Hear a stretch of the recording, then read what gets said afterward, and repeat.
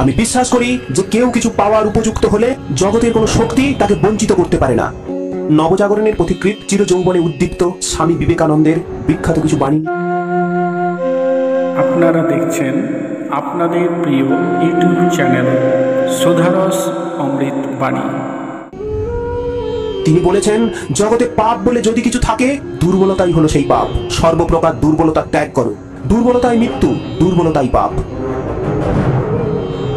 যা পারো নিজে করে যাও, কারো উপর আশা বা ভরসা কোনোটাই করো না। সাহসী লোকেরাই কেবল বড় বড় কাজ করতে পারে।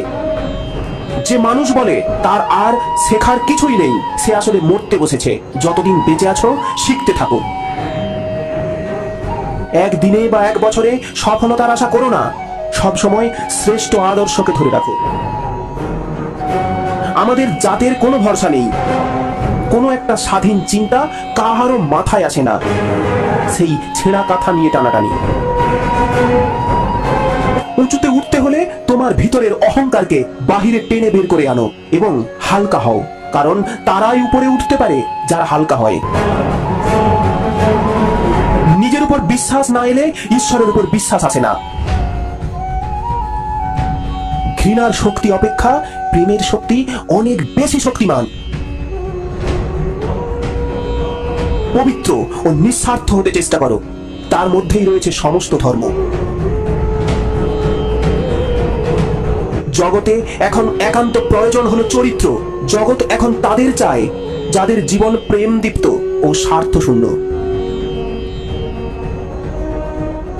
তিনি বলেছেন, আহার করো পরিমিত, ধ্যান করো নিয়মিত, বই পড়ো মনোযোগ দিয়ে, চিন্তা করো গভীরভাবে, ব্যায়াম করো নিয়মিতভাবে, পরিকল্পনা করো দূরদৃষ্টির সাথে, সেবা করো তৎপরতার সাথে, দান করো নির্লিপ্তভাবে, ভালোবাসো নিঃস্বার্থভাবে, ব্যয় করো বিবেচনার সাথে, তর্ক করো যুক্তির সাথে, কথা বলো সংক্ষেপে, কাজ করো নির্ভীকভাবে, এগিয়ে চলো সত্য আর ভালোবাসা নিয়ে। শুধু বড় লোক হয়েও না, বড় মানুষ হও। মনে রাখবে, কাপুরুষেরাই পাপ কাজ করে, মিথ্যা কথা বলে। বীর কখনো পাপ করে না। হে বীর হৃদয় যুবক বৃন্দ, এগিয়ে যাও। লক্ষ লক্ষ মানুষ ক্রমশ ডুবছে, তাদের উদ্ধার করো। মৃত্যু না হওয়া পর্যন্ত এটাই তোমাদের মূল মন্ত্র। যে অপরকে স্বাধীনতা দিতে প্রস্তুত নয়, সে কখনো স্বাধীনতা পাইবার যোগ্য নহে। দাসেরা শক্তি চায় অপরকে দাস বানিয়ে রাখার জন্য। জেগে ওঠো, সচেতন হও এবং লক্ষ্যে না পৌঁছানো পর্যন্ত থেমো না।